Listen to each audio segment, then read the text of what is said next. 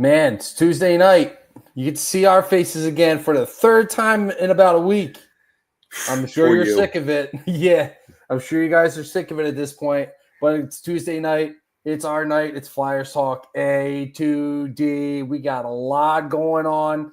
Free agency has opened up. The Flyers were pretty active early on. So we're going to discuss the signings from this afternoon. And we're gonna hit a little rewind. If you did not join us on Friday, we are going to kind of recap the draft, what we thought. Well, we didn't get to go through the second and third rounds with everybody, so we're going to kind of break that down a little bit more. Get to know the second and third round picks. Lots to talk about. Hit that like, hit that subscribe wherever you are. You can't catch us live. Head on over to Apple, Spreaker, Spotify, wherever you get your podcasts. We're there. It's time to talk to puck. Conversations getting underway right now.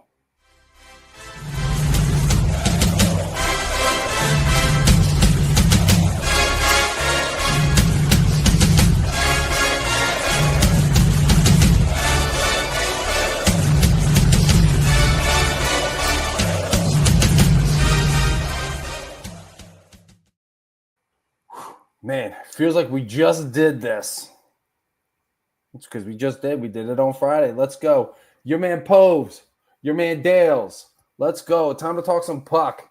As always, on every Tuesday, we are brought to you by Specialized Physical Therapy. Head on over to specializedphysicaltherapy.com. Get any aches, pains, lingering injuries looked at. You head over to Burlington, Cherry Hill. They got locations close. He's our doc. He's done work on my shoulder. He could be your doc too. That's Dr. Paul Vidal. Like I said, head over to specializedphysicaltherapy.com. Get yourself checked out by the best in the business. A lot going on this week, Robbie. You keeping up with everything? It's been busy. I won't lie. I definitely was at wit's end with some of my family and friends, just trying to keep track of baseball going on, the hockey draft, keeping up with the picks Saturday, and now a flurry of moves, albeit more on the low-key variety for the Flyers, but a lot around the league stuff. It's definitely hard to keep your head on straight, especially during summertime activities, the 4th of July coming up this week. But you know what? These are the times we live for as sports fans, so let's go. Absolutely. Free agency's opened up. Draft is over. The offseason is officially upon us. Players are changing teams. It's a really fun couple weeks, but then it dies out for a little while. But that leads us into our poll question here, Robbie. The Flyers should be active in free agency. Agree or disagree? And probably could have reworded it a little bit, but I mean, just judging by the way today was, I think they made, 5 signings this afternoon, 2, maybe 3 of which are going to affect the pro roster. So, I mean, is this going to be just like kind of a one-day thing? Do we think that this is going to extend into the next couple of weeks where Danny's going to sign guys to some deals? Because there's still plenty of RFAs out there that still have a lot of value to them. And there's still a few unrestricted free agents out there that could be kind of intriguing, because the one position I noticed they didn't really address was, I mean, yeah, you got Noah Juleson from the Vancouver Canucks on a deal this afternoon, but there's still some intriguing names that are a little bit younger than Juleson that could be attractive. Do you see the Flyers continuing this flurry of activity over the next couple weeks, or do you think it kind of slows down? Brian, granted, you wrote the poll question before the stock bell rang, so to speak, this morning, even late into the hours last night, but after midnight. But no, I think this poll is still viable because this is just day one. This is just day one for the Philadelphia Flyers. This is just day one for around the league. And I think you will see activity this week as they build for camps. Once camps start to solidify, that's when you're going to calm down. But I think anything is on the table. We saw a lot go on down for our friends up north in New York, and I'm sure we'll be getting into that as well later on in the program. But in regards to the Flyers, I disagree to this poll. I do not think the Flyers should be active in free agency. While I do like the low-key moves that we saw today, and they addressed the goaltending position this offseason for all the haters out there, while, we still keep Sam Harrison in play to make for a formidable tandem. Danny B said in his press conference that Sam still deserves an opportunity, and I wholeheartedly agree. But then they bring in Dan Vladar from Calgary, as we'll get into. So, but I think as for the team's forwards and defensive crop, Ryan, why clog up the roster with on the fringe skill sets and talent at this point after the big boys have come off the board, and thus prevent our young players from playing time? Just doesn't make sense to me. So I think until you're in a position where you're competing for a playoff spot, that's when you look to be active. You know, they were active trading for a big piece they need in Trevor Zegras. They had a plan and executed in the draft, as we'll talk about in the second half of the show. But overall, man, you do a couple moves to solidify and you're golden. No, absolutely. And I do like the moves they made today. They didn't really do anything super flashy, which they didn't really need to. There wasn't really anybody that was really like within the realm of reality for the Flyers to sign anyway. You go into the draft. I think the draft was more important than free agency for this season, at least.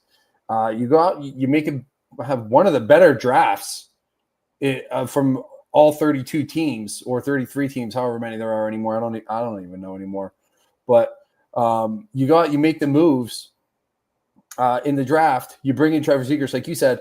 You go out and you make a couple nice moves that, honestly, I think, to Bruce's point, I think the Flyers got better. You definitely fill a void that Ryan Poehling leaves when he over to Anaheim and getting Christian Dvorak, which I loved the deal. I thought the money was a little on the much side, but if you think about it, Ryan Poehling was not making much less than that. Noah Cates got signed to not much less than that. So in the big picture here, this is a trade where this is a signing where if he's good enough and player and teams start to notice this and see how he plays, this is a guy that you can probably move at the trade deadline to get some assets, young assets. So I like that they're adding. I think they're adding some value here. And I think to an extent, I agree to the poll. The moves just have to make sense. And I think the three major ones that they made this afternoon, I think are ones that make sense. Bringing in the Trevor Zegras makes sense. It can't just be signing guys willy-nilly like what I feel like the Canucks did today. Boston with a couple of guys, I feel like didn't really make much sense. So that's me. I think they have to absolutely be doing on the verge of making moves that make sense. And Danny was saying that in the press conference, I believe, after the draft, saying that their activity, their trades, any moves that they are going to make this offseason has to make sense for this team moving forward. And now, unfortunately, you have a hole to fill at right wing for possibly up to 3 months with Tyson Forster being out. So, that's something we'll get into a little bit later on in the show. Tragic. Yeah, it's a shame. But, I mean, let's get into it. Let's get into the free agency here. Let's break it down a little bit more, Robbie. Christian Dvorak was the second guy they signed today, but to me, he's been the biggest fish that they acquired so far. Signed a 1-year deal, $5.4 million. Like I said, I'm not big on the money, but I mean, again, look at some of the other third-line centers around the league. Big picture, it's really not that much more than what most of these guys are making. Plus salary cap going up, guys are going to start making some more money. So the big thing with Christian Dvorak that a lot of people are not big about is his offensive production, which is fine. He's a two-way player anyway. He's a defensive center.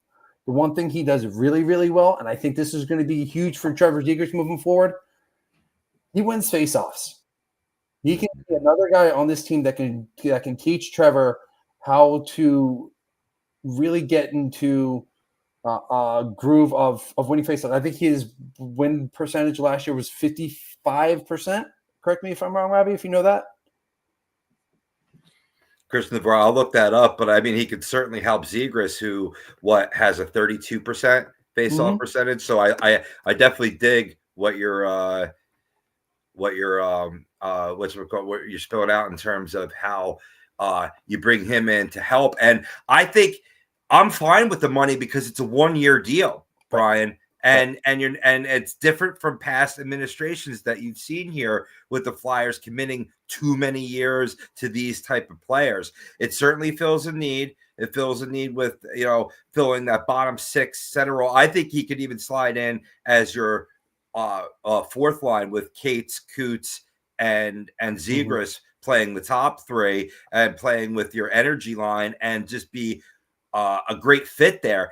The only thing, another lefty center. So we're pretty left-handed down the middle. Yeah. But some of the prospects on the prospect line are some righties, so there's hope for the future. But at least for now, it's tough. It's just like defensemen. It's hard finding that righty center as well. No, for sure. A couple other things about Dvorak that I think Flyers fans will love is he's very responsible defensively.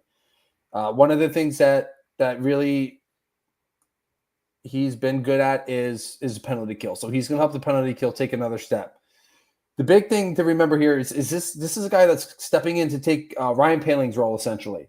So he's going to play the 3rd and 4th line center roles. He's going to play the PK. Basically, he's going to play the gritty parts of the game.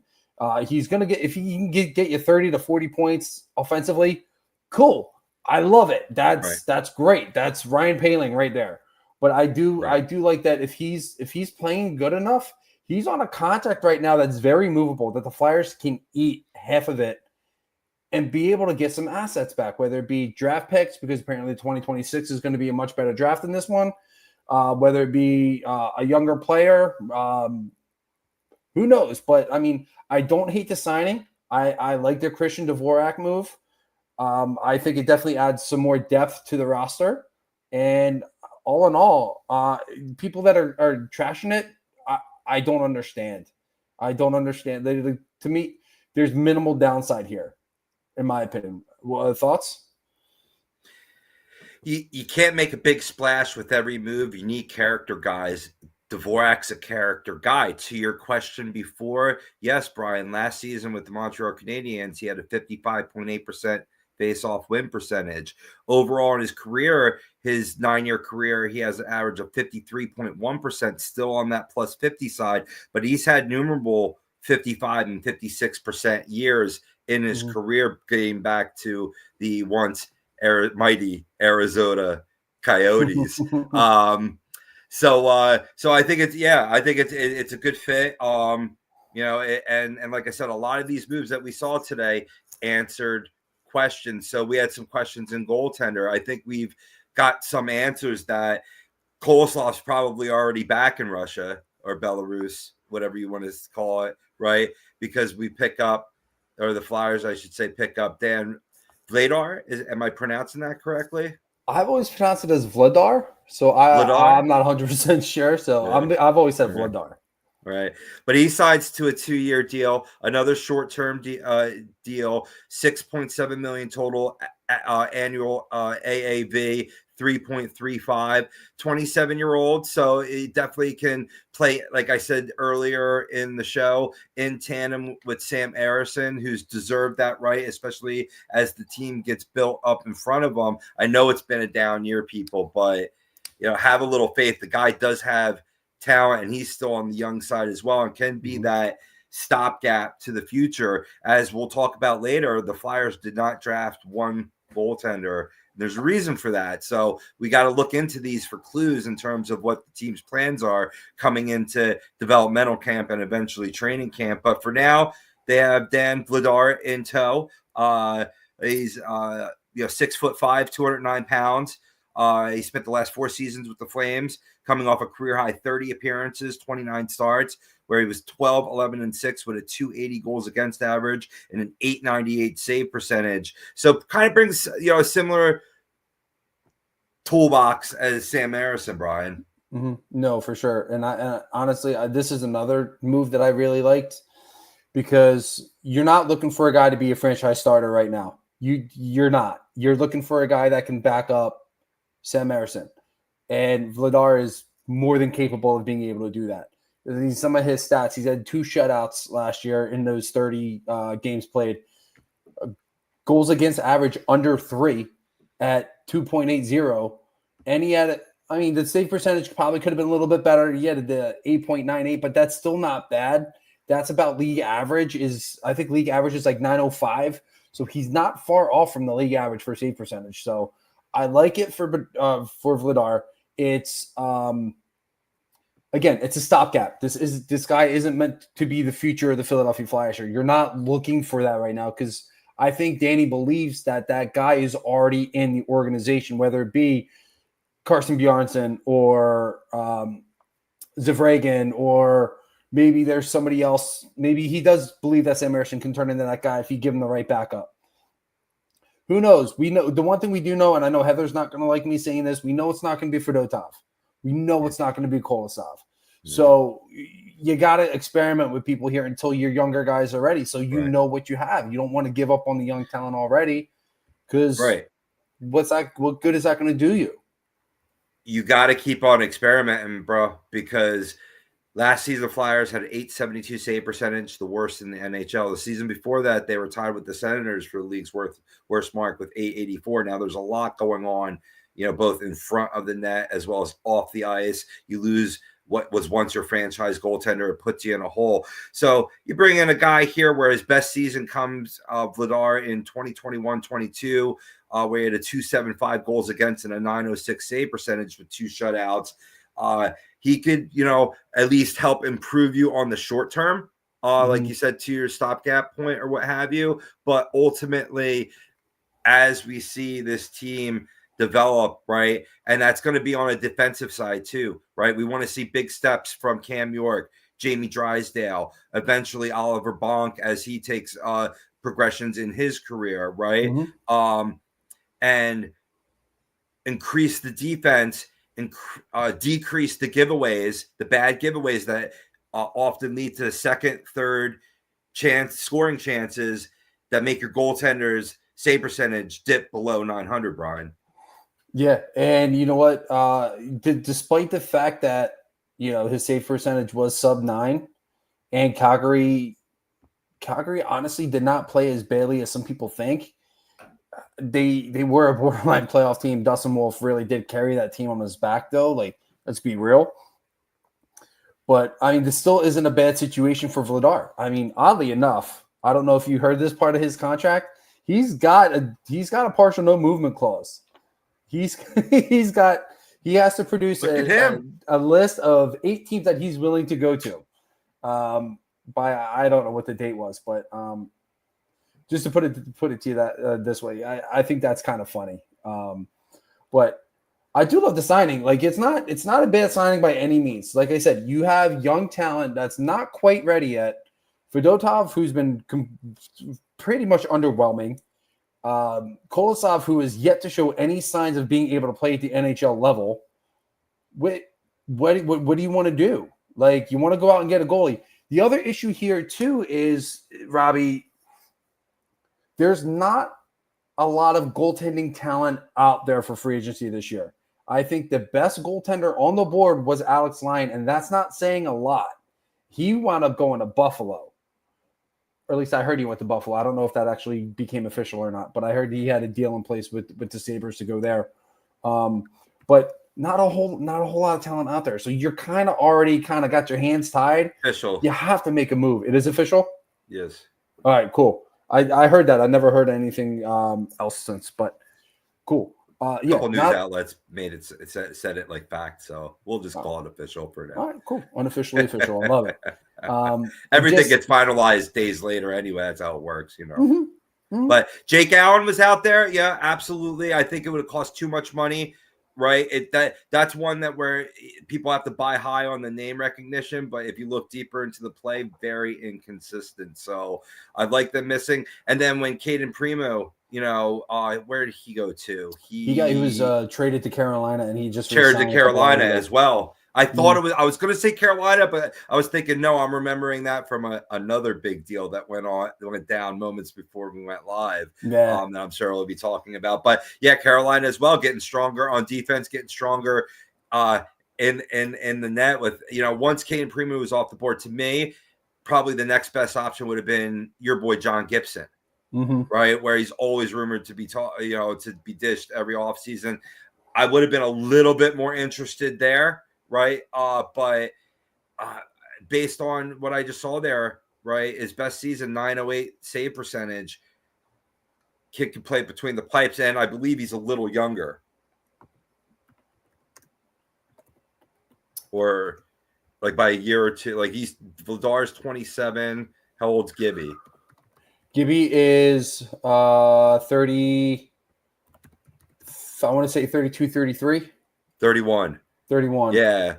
So Vladar's 4 years younger. That gives you maneuverability. If you do want to, maybe he clicks on, right?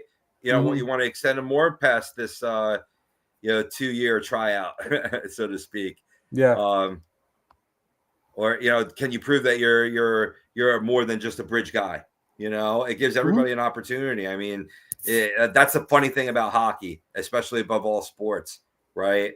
You get the right guy in the right situation in the right system, and you watch that shit take off, and you never know. So it seems like today was a lot of strategic moves from the Flyers.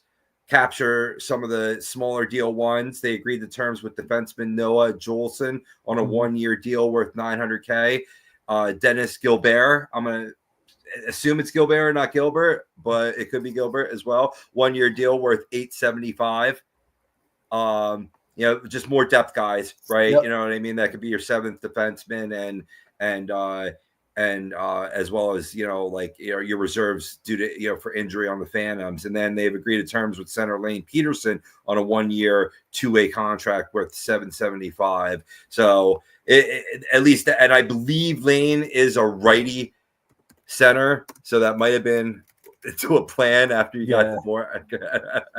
Okay, let's for Lehigh Valley. We'll get the right-handed guy for the Phantoms. Let's go. Right. But yeah, a lot of moves for the Phantoms today, filling out the AHL roster, which is not a bad thing. You don't. To Lenny's point, he is a righty.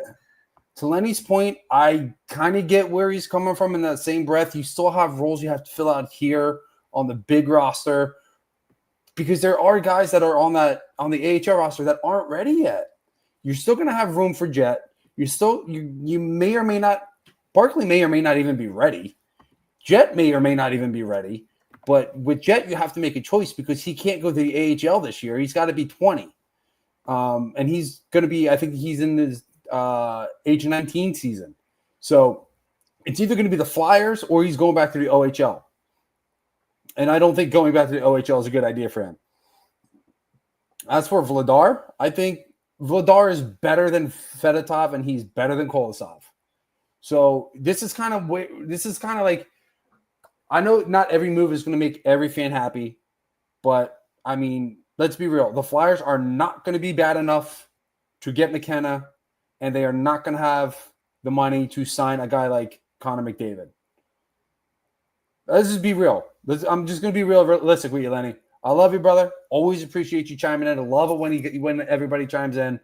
But, I mean, the 2 guys that they signed today make them better than what they were yesterday. It's the truth. I mean, whether you like it or not, it's the truth. This Flyers team is better today than they were yesterday. Let's get a couple of these more comments because they're flying in here and I can't keep up with all of them. We're not going to get to that one. SJM chiming in saying, "Yizzer, what up, hockey fam? What's going on, SJM? We missed you 2 shows last week and you were not there for either one. Where you at?" Hawks Brack Sam Lafferty by Priz. Lenny says, "We're not doing anything this year. Run out the kids and tweeners." But you still need vets, dude. You need vets. Like, there's nobody on the AHL roster right now that's worth bringing in. Is it really worth putting a guy on the ELC to lose a year? For right now, you still need the role guys. You still need the guys like a Christian Dvorak. You still need guys like Dan Vladar. You still need guys like Noah Juleson. Those guys are going to fill out the roster. They're not taking up spots. They only signed 1-year contracts. So they're not taking up a ton. The next 2 years is a bridge year. They're bridge years. They're not going to compete for another 2 years. But they're not bad enough to fall into the position to be in a situation that San Jose or Chicago's in. They're not that bad. They've been a borderline playoff team the last couple of years. They're just not that bad. They're going to compete for a playoff spot again this year too, but they're going to fall short. If I'm the Flyers right now with where things are, I'm going to put every egg that I can in a basket and hope for the best. I mean, I sort of more on Lenny's side. That's why I said I disagreed to the poll. I did not want them to be very active. I want the kids to be able to build up learning experience on the NHL level, right? Develop that chemistry as young lines can stay paired together. Hopefully, Tyson Forrester, with the injury that was once supposed to be deemed really not that serious, now took on an infection. He had to get that addressed. The hope is he still will be able to be ready for camp, or if not, then soon thereafter. But it's sort of a wait and see. They are with Forrester, but we saw him with Cates and Brink really develop chemistry. We want to allow that to happen, right? But if it means picking up, a Dvorak, right, to leapfrog a player potentially like Carson Dorwit, I'm cool with it. Right, which is probably what he did, right? Because Carson Dorwit probably would have been that four flying center, and Dvorak gives you just depth there, right? Veteran presence that that you lost in a sense with Paling, but you also still got back with Trevor Zegras. He's been around a couple of years now. He can offer insight of being around the ice, even if he wasn't on it at the time. But bottom line, Brian, is that they did spend some money today, right? It brings them closer to that cap ceiling as it increases. It shows that you're willing to utilize it to fill out your team, sort of like a budget deal that you have with the state. You use it or you lose it. So, but I mean, Danny B in the presser after the smoke cleared from day one, he said that they're not done. They could explore other deals, and they could also explore some putting some players on long-term IR if the right deal is out there. So, there could still be options for this team, but ultimately, I say if that option has the first name Maxim, last name Shabanov, I'm in. Yeah. Anything else?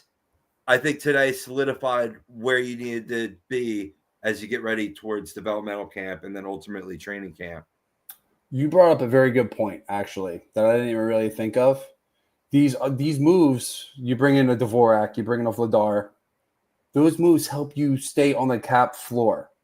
So even if they trade them off at the trade deadline, get something for them, eat half the contracts, you're staying cap relevant. That's the other reason why you go out and get guys like this too. Otherwise, you make a move, you're losing more money because you can't be cap reliant, and your team is considered an illegal roster. So that's the other reason why they're bringing in guys like this. It's a part of the process. I hate using that word because the Sixers ruined it, but it's what it is. It's a part of the process for the Flyers. Every team does it when they do a rebuild. It doesn't necessarily mean that, these guys are here long-term, because they're not. They're not going to be here. It's not like Dvorak's going to be here for 4 or 5 years. It's not like they signed a Trent Frederick deal with any of these guys where they're going to be here for 8 years, which that deal makes no sense to me whatsoever. But it's 1 year. It's 1 year. You allow some of these other guys to get another year under their belt as developmental players. So that's not necessarily a bad thing. These guys are still kids. They're 18, 19, 20 years old. Let them develop. Let them develop where they are. John, hope you're feeling better, brother.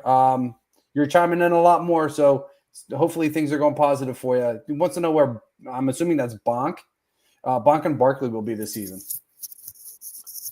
Well, hey, I can address. I think they get a shot at this team. I think them, as well as with the potential loss of Forrest, or you can look at Alex Bump, who'll be vying for the roster. Even their 6th overall pick this season, Porter Martone, could push for the Flyers.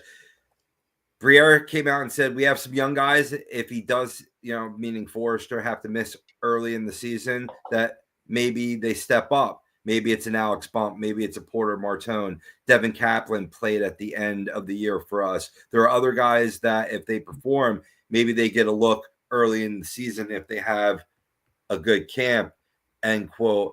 But I think in terms of Malmus's question for Bonk and Barkley, they could still use some seasoning, right, in their respective juniors, but they, along with Jet, have an opportunity, much like those other players that I just mentioned, this camp to earn a spot. And I mean, they played pretty well at a pretty high level, at a pretty competitive league.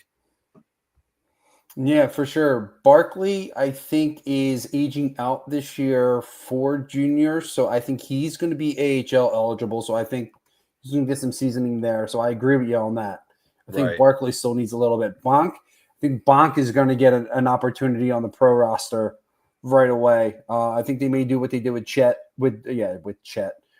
Jet last year and give him about 10 games, see what he has, maybe a little bit more of an extended camp for him, just so he can absolutely have an opportunity to really see what he does. I didn't think he was too bad in camp last year, but ultimately, I'm not Danny Briere. I'm not making any decisions, unfortunately. You're right. Yeah. He did have 4 years at London. Yeah. Well, that's still, though, get him seasoning on the AHL level as well. And as for Porter Martone, I don't know if this has been confirmed yet, but it has been said that he's already committed to Penn State. So I don't know if he's going to be an option. I mean, if he's committed there already, it probably won't be an option. But if he hasn't, I would love to give him a shot, an opportunity to see what he has at training camp.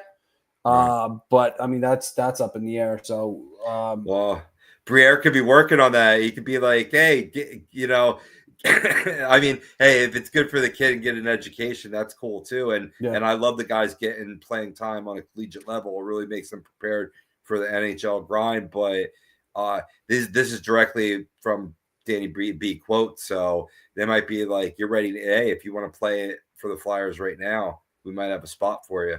Mm-hmm. Yeah. I mean, most of the guys they signed are going to be on the AHL roster, Lenny. Like, you still got to fill out the pro roster. And like I said, a lot of these guys, they're not ready yet. A lot of these guys are probably not even going to touch the main roster.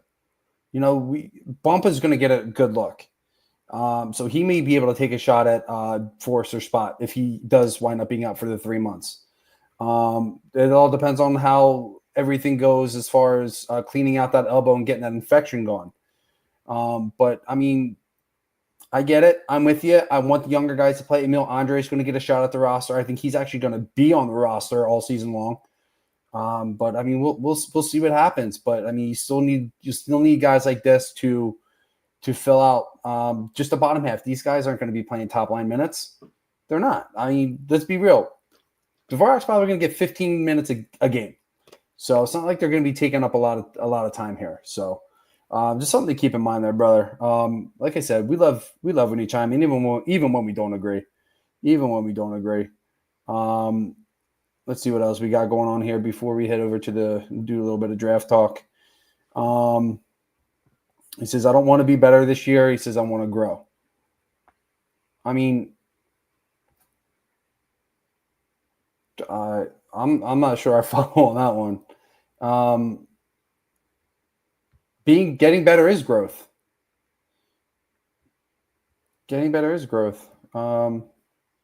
But again, love you, brother. Always appreciate you chiming in. Benny chiming in saying McKenna to Penn State. Yeah, that's been confirmed. Who is it? It's McKenna, it's Porter Martone, and there's a third one that's going to be a fucking filthy line for Penn State. Oh, nice. I can't remember who it is. Going to be going to be nasty, that program this year. Flyers need to bring back Yager from Anthony. Yeah, last thing they need is a 54-year-old man who actually just retired, believe it or not. Yeah, he actually just retired. Then he's saying, I get filling out the roster. Vladar's already costing 3.2 next year, and he's a big bag of pucks. The Flyers still have a ton of cap space, though, too. And they got guys coming off the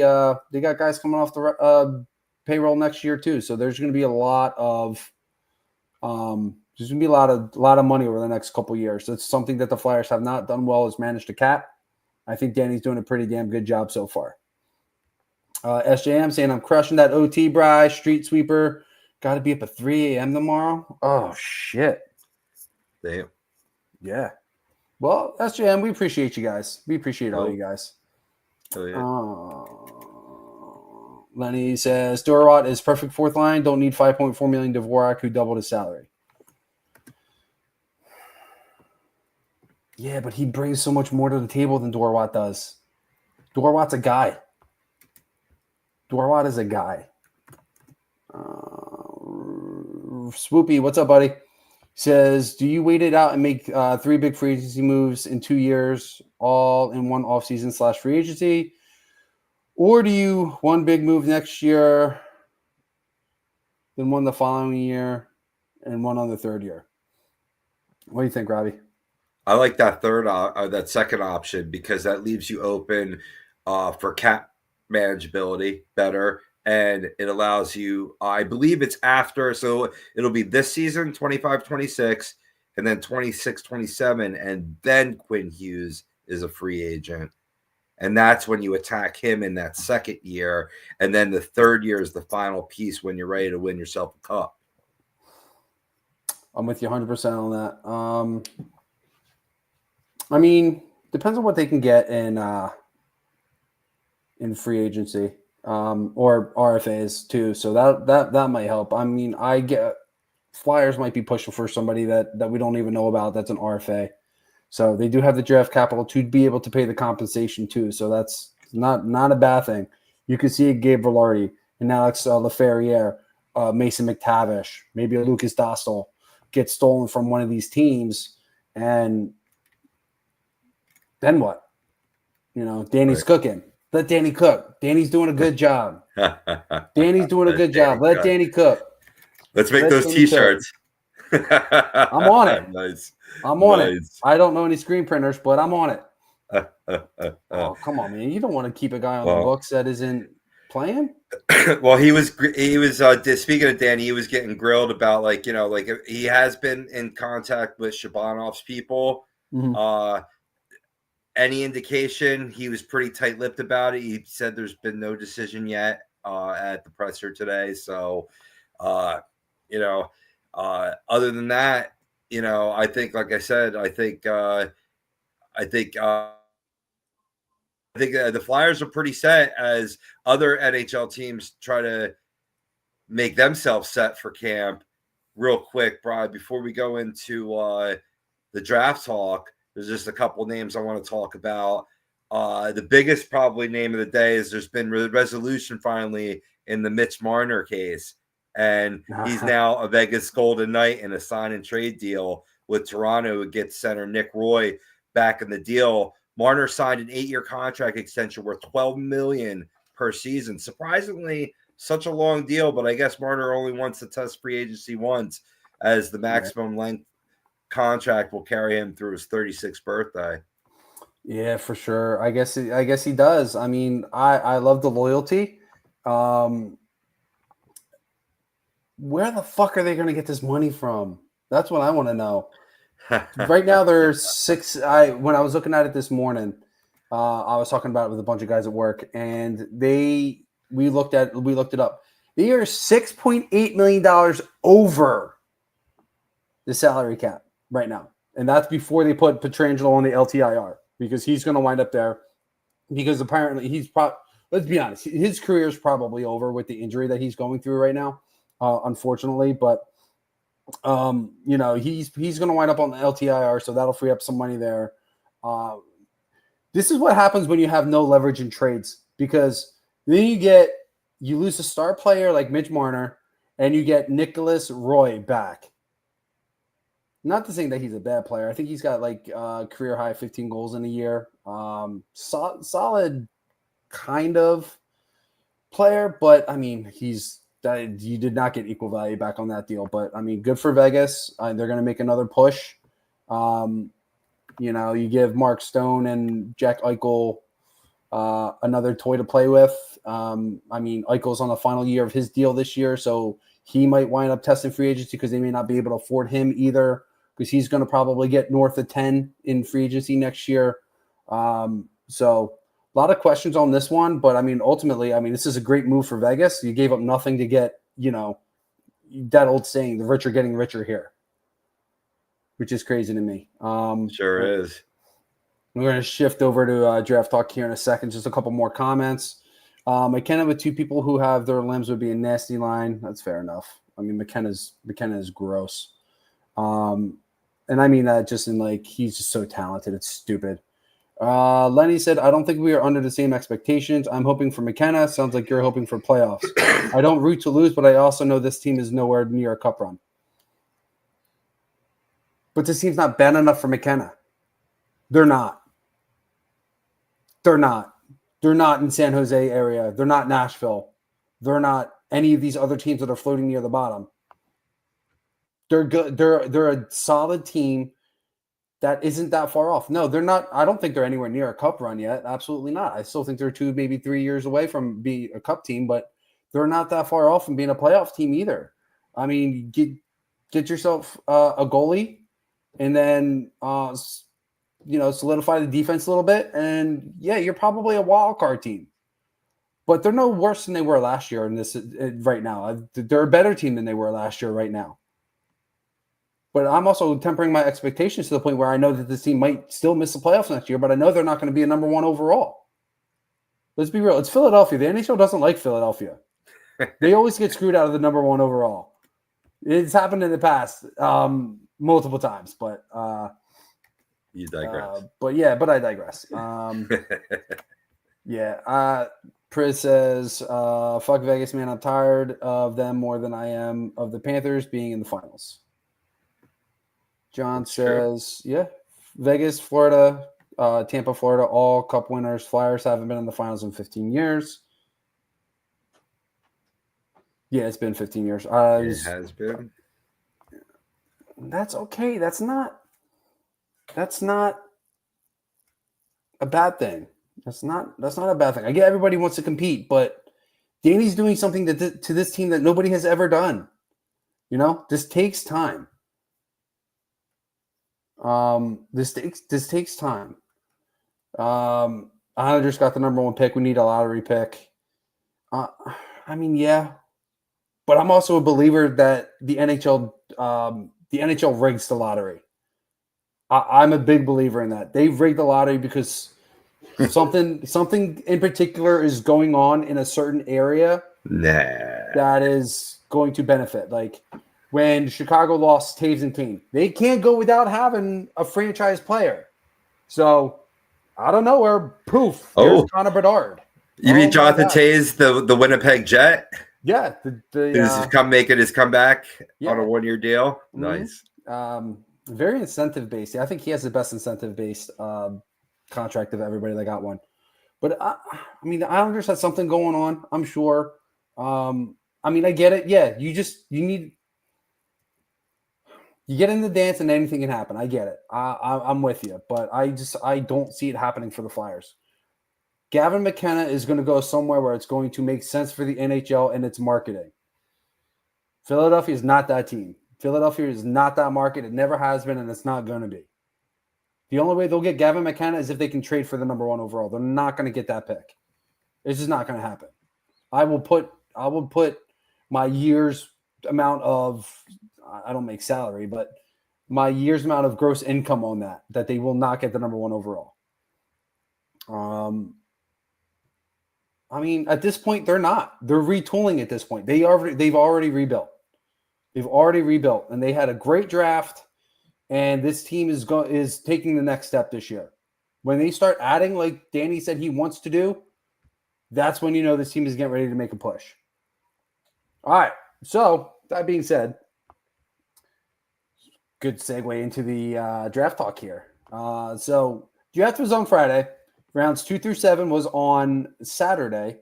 So we were live on Friday night, and we were discussing some of the, essentially every pick for the most part.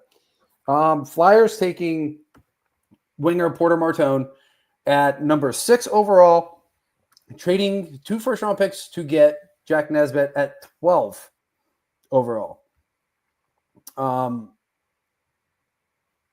Real quick, I'm just going to address this real quick.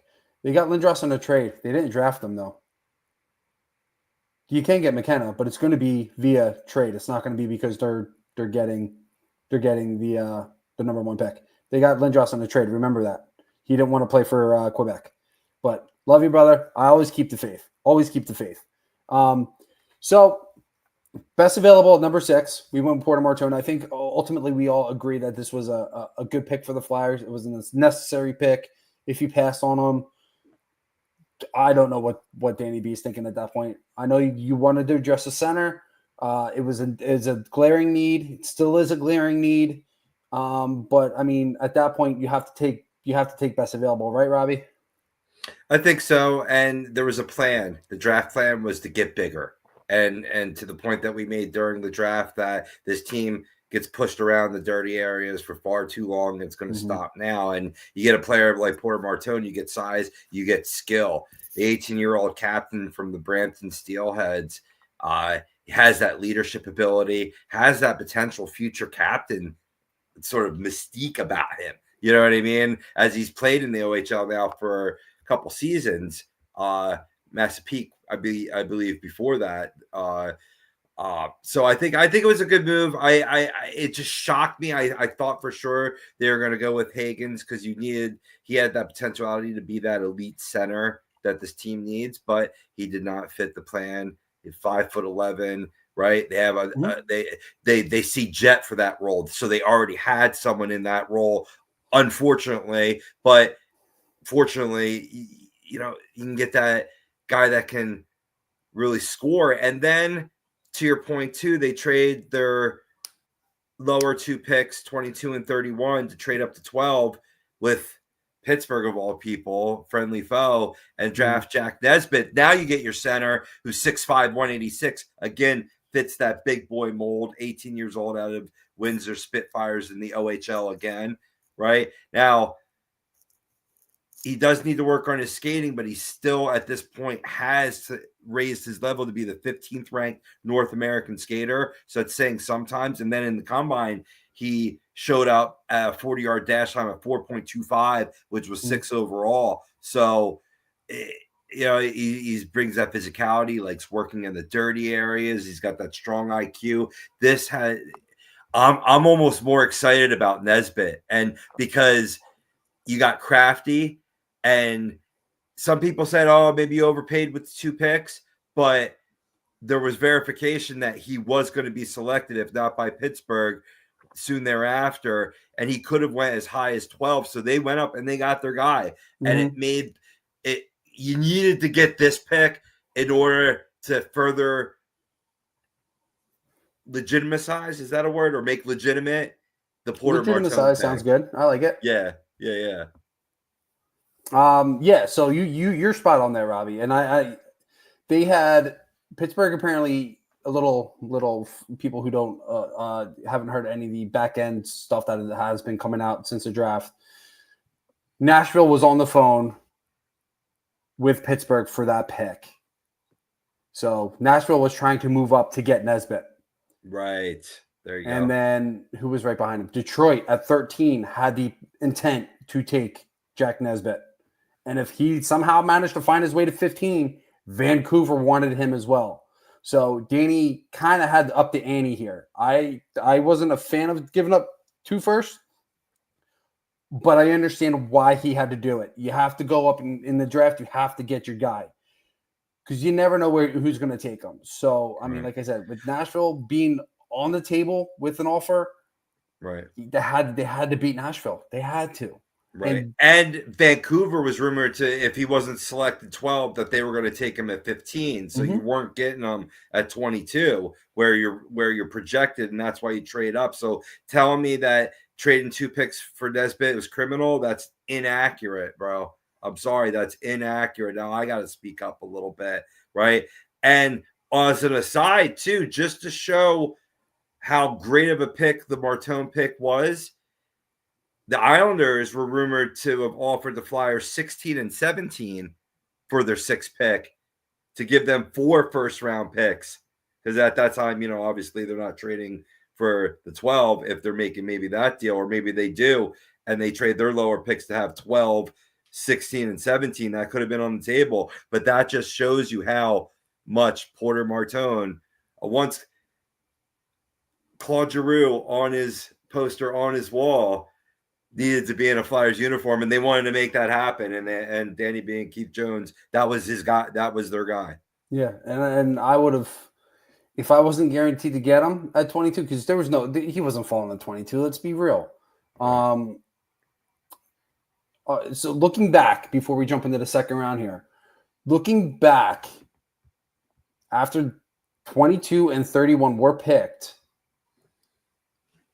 I think it was a smart move to get rid of those picks to go up and get Jack Nesbitt, because you really wound up, as much as Jack Nesbitt is a little bit of a project, he just really needs to fill out his frame, and I think he'll be fine. Very solid 200-foot style of player, gets into the dirty areas, not afraid to take the body. The one thing that Danny Briere was amazing at this draft was drafting for size, so the team got bigger. I think that, it was a necessary trade to get both of them. Zinon, whatever his name was that Pittsburgh took at 22, he's probably not going to be anything more than a fourth-line player. I don't even know the kid that got taken at 31. So the fact that they gave up two picks that essentially got taken for guys who are going to probably be project players for the majority of their careers. Yeah, exactly. For a guy who's probably going to play in the NHL in 2, maybe 3 years tops. I love it. Right. I love it. I think it's a smart move. Right. And on top of it, you're not really clogging everything up by,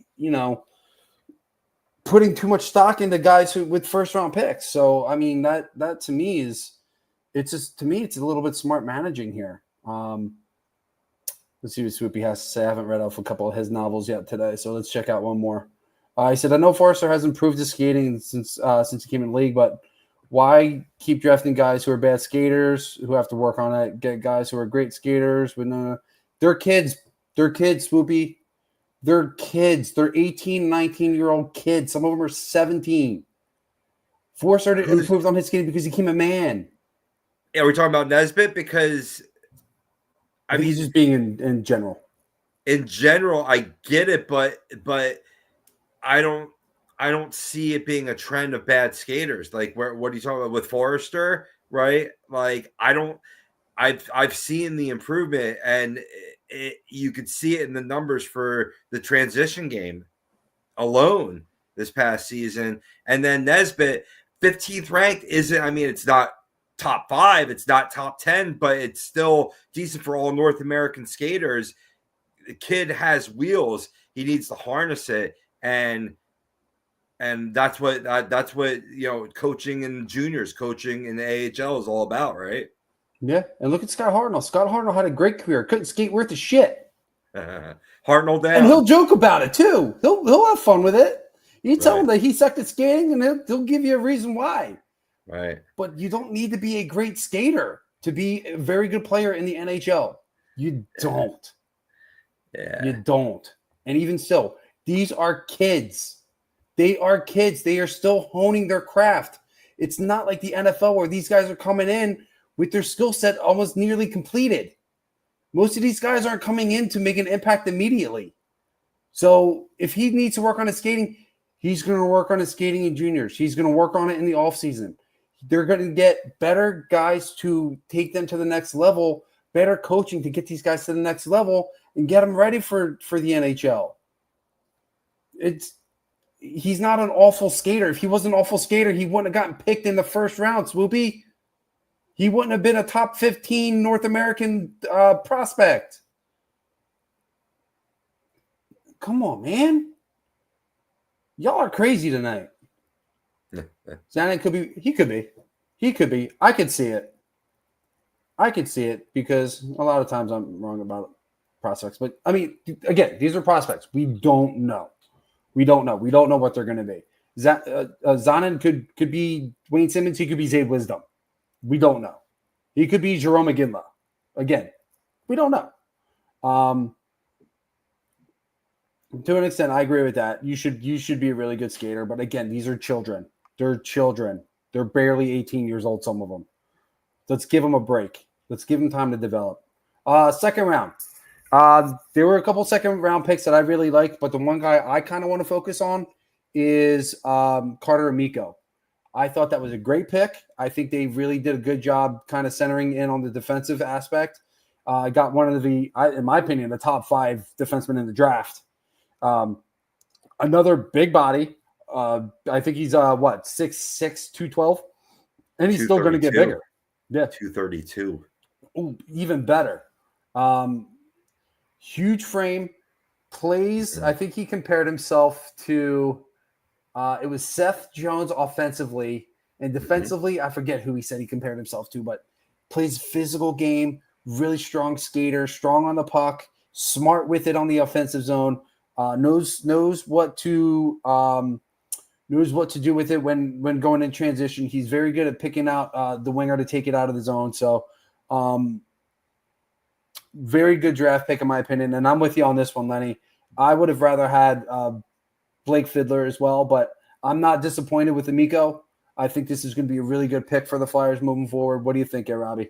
I was surprised too because I thought that was going to be their target when they traded up in the first round and took themselves out of contention for Logan Hensler. But I really feel like they traded down with Seattle from 36 to 38. They sent their 68th overall in the third round to gain another second round 57th overall.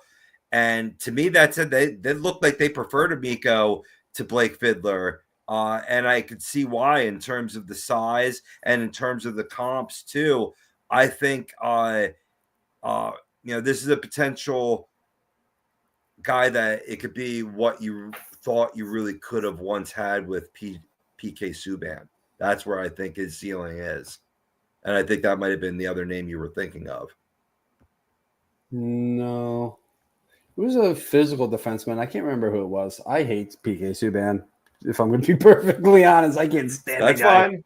That's fine, but that's what he can bring though. And in terms of those two comps, like I said, I mean, Fiddler was the name I was a little familiar with. I did not get familiarized with Amico till after it, but he's a U.S. national kid.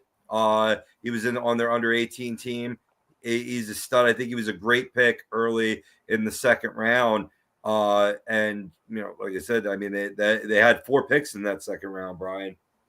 Yeah, which was great. Again, this is another situation where for the Flyers, this made this draft a little bit more pivotal as I am looking up the remaining 3 picks because I can't remember them off the top of my head. I got them. You got them? Mm-hmm. Read them off, brother. Yeah, I was basically as I was dropping them in the WhatsApp chat, I was dropping them in the notes that we created from last Friday night. But with the 4, they drafted after the 38th pick. They had to pick 2 picks later, rapid fire kind of fantasy football style. And got Jack Murtaugh, a left winger, 6'1", 198, 17-year-old kid from Boston University, and again the U.S. national developmental team under 18.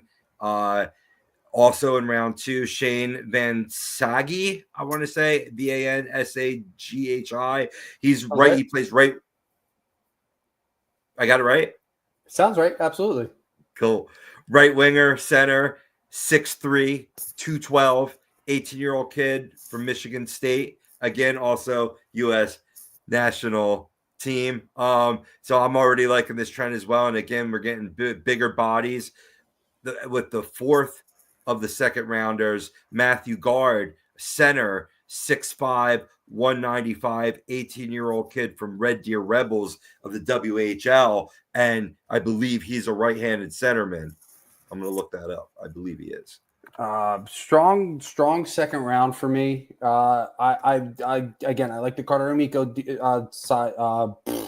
draft. I do like the Murtag. The Murtag pick was really good. Both of those guys are going straight to BU, so they're going to get their development at college. In a really, really good program at Boston University. Yep. The one that a lot of people have been big on is the Shane Vansagi pick. A lot of people liked that pick. Yeah. I believe you said he was a center, right? Right winger more, but can play center.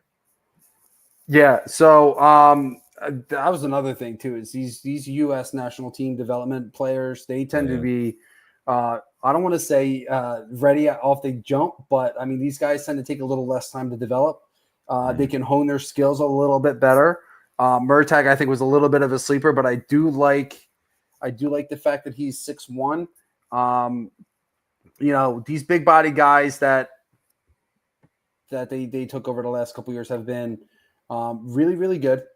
Some of the things that they call him is one of the things is a Swiss Army knife. So not only does he know how to use his strength in his favor, he also knows what to do with the puck. He's got a lot of versatility, and it's just this is just a very under the radar, really good pick because he was expected to be. I believe he was expected to be a first round pick. As the projections were all coming out and all the rankings. So the fact that he fell to second round and they were able to snatch him up, I think this is a really good pick. Same with Shane Vansagi. This is another one. This guy's fun. He's a physical guy. I think this is why a lot of people are going to like him. He's a physical guy, power forward, knows how to hit. Does have a little bit of a scoring touch when he's in the front of the net. So that's typical power forward stuff, He'll make his presence felt in the slot. Goalies will get to know him really, really well. But also I feel like he can also play a little bit more of that defensive style too, which will allow him to win puck battles, not just in the opposing zone, but in his own zone too. Oh, excuse me. That came out of nowhere. But I mean, this second round was I thought phenomenal. I thought they had this best second round of the entire draft. What do you think, Robbie? Of these guys, of these four guys, right? Who do you think is going to be the first one to crack the roster? In all honesty, I believe it is a Vansagi because him and Porter Martone, you hit the nail right on the head, really give you two young power forwards that can really add an element that the Flyers have been missing. They've been missing it for quite some time, and that's guys that can drive the net and dominate and not be pushed off the puck and jam the puck home. I'll say like guys of the past like Mike Knuble, John LeClaire. I believe Vansagi has an upper advantage there. Carter Amico, because he's a right-handed defenseman and the size, that gives him a distinctive advantage as well. And there's even, some picks later on in this draft that we talk about that could be that diamond in the rough that you get as a late round pick and winds up being the best pick of the draft. Did you have somebody in mind for that already?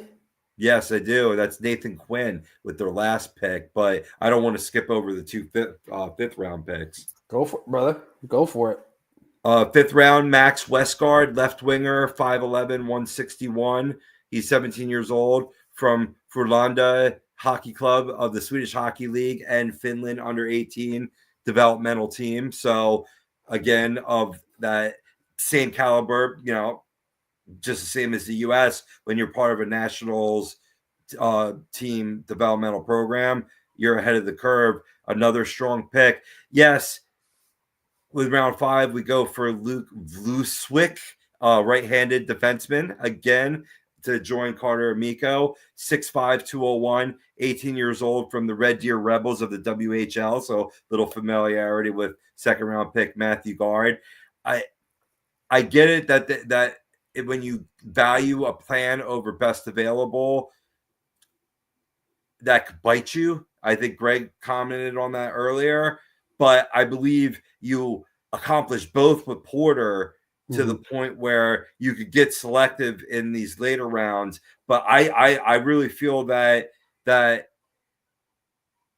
like when you talk about Carter and Miko's pick, right? Blake Fiddler was just as big. They just went with the guy that they want, that they felt quality and that they felt fit the Flyers mold. And that ties me into round 6 with Nathan Quinn. He is that right-handed center iceman that I was thinking of, but he's of the smaller variety. So this is a guy that is 17 years old from the Quebec Rim parts of the QMJHL. He's committed to Northeastern University for 2026-27.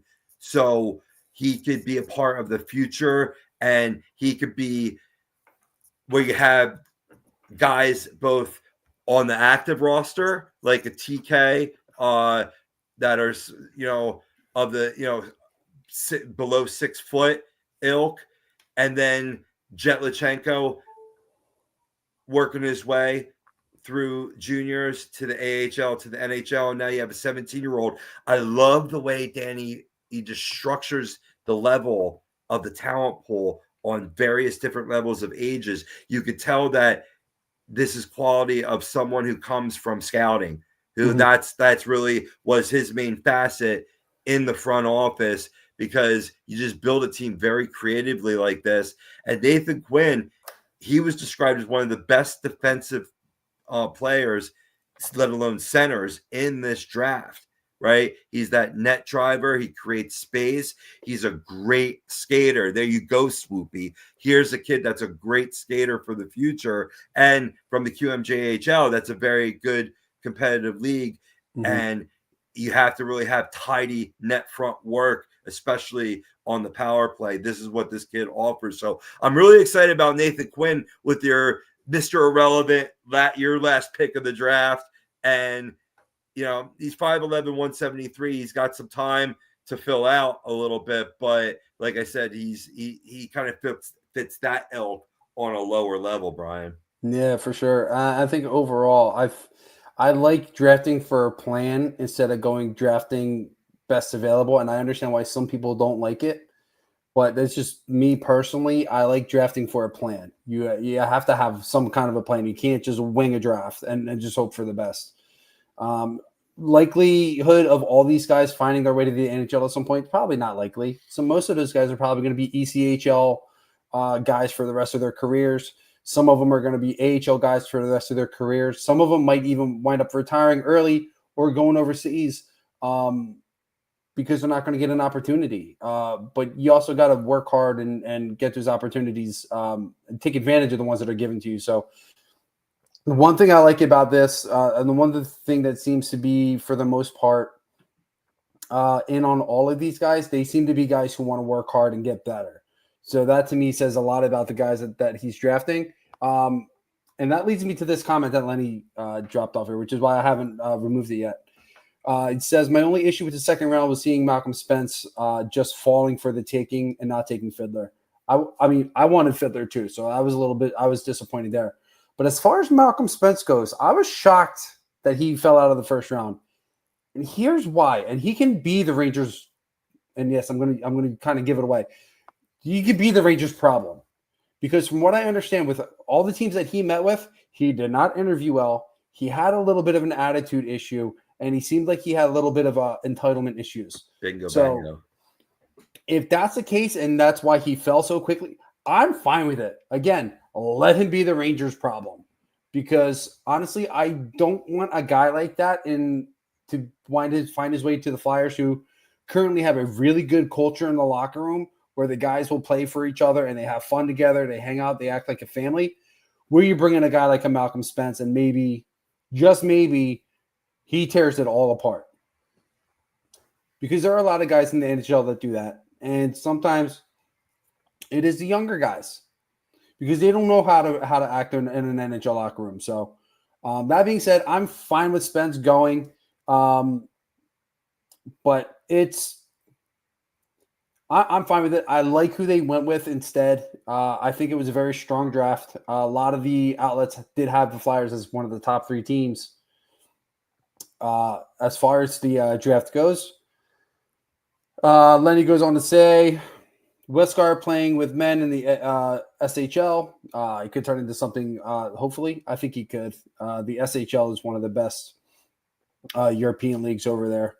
As for the Q, is one of the best junior leagues in Canada. So, I mean, getting anybody out of the Q or the O, you're bound to get some talent there for sure. So, just a little more feed fire for Nesbitt. Yeah. So, a lot of guys rave about him. Yeah, I'm excited about that pick as well. Left winger too, which that's really the side that they could really build on, and they got 2 left wingers in this draft to kind of balance out their right wing surplus. Yep.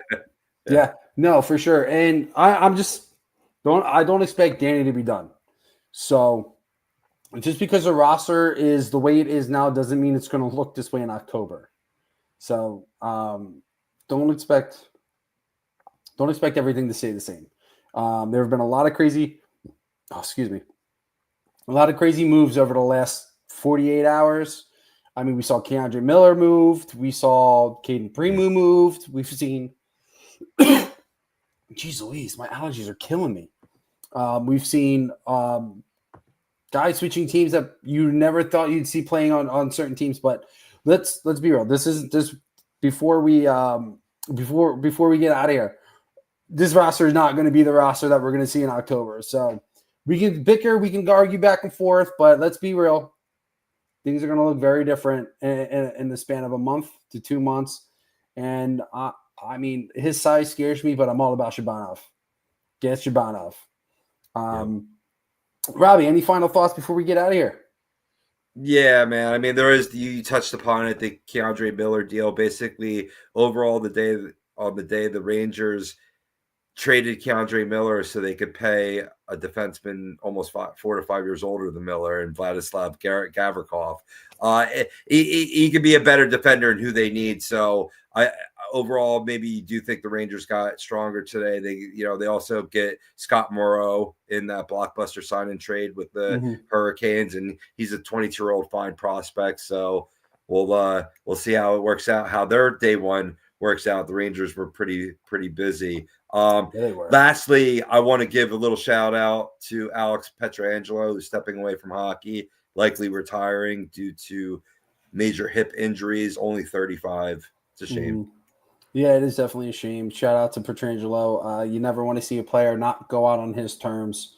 He's always played the physical game, and I think that's a big reason why you've seen his game kind of take a little bit of a step back, because he hasn't been healthy. So they're expecting multiple surgeries to kind of help fix his hip. He probably will never play again. But I mean, it's sad. You never want to see it. You always want to see these guys go out on their terms.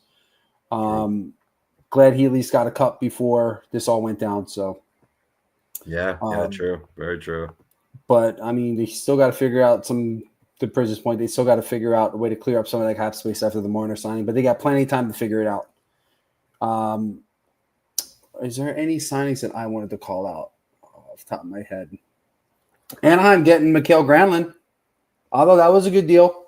A little too much money, in my opinion, but it's not exactly the worst contract that I've seen anybody sign, but I'll take it. Mikael Granlund's going to help the offense. He's going to help the power play, veteran leadership, veteran scoring, help get the young guys going. So I love it. Let's keep it. I hope Anaheim makes another splash. Jason Robertson, let's go. Going to Anaheim, and I just need them. I need them. Brock Besser goes nowhere.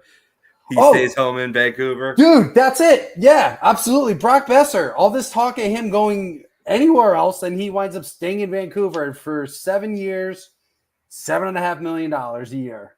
Crazy. And I agree. Lenny, that's something we both agree with this year or tonight, man, this week. $7 million is fair. Absolutely. 100%. Cody Cece's deal was crazy. I agree. Yeah, agreed. I like Brian Dumoulin's deal for LA. Corey Perry going to the Enemy. That's going to be weird. Seeing Corey Perry in an LA Kings uniform. Thank goodness it wasn't the Flyers. Thank you. I said the same thing. Thank I you, said Jesus. the same thing. When Thank I you, heard Jesus. San Filippo report that, I was like, please, dear God, if the Flyers do anything today, please don't let it be signing 40-year-old Corey Perry. But the one thing that my buddies were saying is like, well, if we sign Corey Perry, you know what's going to happen? I was like, what? He's like, we're going to the Stanley Cup final. To lose. Yeah, to lose. Exactly. But hey, at least they got there, right? That would shut a lot of people up. Sure. But I mean, Florida Panthers just doing what they do. And I think they're a little over the salary cap too, but I mean, they'll figure that out. That was the shocker of the day. They were committed to sign the 3 free agents and to give Marchand such a large deal like that, like many years, like large amount of years as well. That's kind of shocking.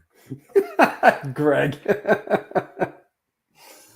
Oh man. We got At least we got there. Typical Philly, man. I love it. I love being a Philly fan. It's the best. But yeah, I mean, you didn't expect to see Marchand get what he got. He well underpaid. Very team friendly. Ekblad, very team friendly. And then Sam Reinhart, again, very team friendly. These guys, this is what happens when you build a culture like Florida has, and this is what I want for the Flyers. You're gonna take less money to want to stay there. Fuck the tax talk. This has nothing to do with the taxes. This has to do with the fact that everything they to do with it. No. Maybe like a little bit, but they build such a culture there, and they play for each other. It's absolutely crazy that these guys are taking way under market value for themselves to stay in one location, and for Brad Marchand to play till he's 43, which me and Priz kind of got into a little bit yesterday, which sometimes happens. 6-year deal like yeah. that. I mean, you say friendly, it's probably friendly AAV, but yet to get it done 6 years, but on. I mean, it's not Bobby Bonilla level, but I mean, no, not even close. Very few things are. I mean, we've seen plenty of NHL players play into their 40s, so it's not out of the realm of possibility. And he's still playing at a high level right now. So, hey, at least he didn't sign it with the Flyers or the Ducks, so it's nothing we really have to worry about. You know, if you're Steve Cohen and you took over the Mets, why wouldn't you just pay off that debt? Like, you know what I mean? You're taking on debts because you bought a business, right? Just be like, all right, Bonilla, here you go.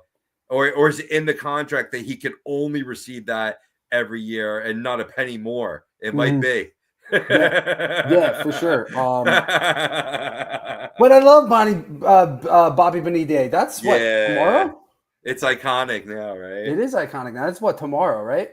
No, today. Oh, it was today. It was today. Yep. Okay. Yep. I knew it was coming up. Lenny, for sure, brother. I already read your comment, dude. Like, that's the thing. Like, we can sit here, we can debate. This is what makes this station so great. We can sit here, we can debate, we can go back and forth. We don't have to always agree, but you'll always be my guy. You will always be my guy. Same with you, Priz. Like, we don't have to agree, but you guys will always be my boys. So, all right, let's get out of here. So, as always, we are brought to you by Specialized Physical Therapy. Head over to specializedphysicaltherapy.com. Like I said earlier in the show, any aches and pains, lingering injuries, head over to Dr. Paul Vidal. He's our doc. Make him yours. 2 locations, Burlington, New Jersey, Cherry Hill, New Jersey. They have a great staff. They will take very good care of you. So head on over to specializedphysicaltherapy.com. They will take very good care of you. This is Pove. I'm Dales. We will catch you guys next week. Hopefully, we will have Matty back. We don't know where he is, but hopefully we will have him back next week. We'll have a great show for you guys lined up. We're going to have a lot more fun next week. So, guys, take care. Be good to each other. God bless. We'll see you next week.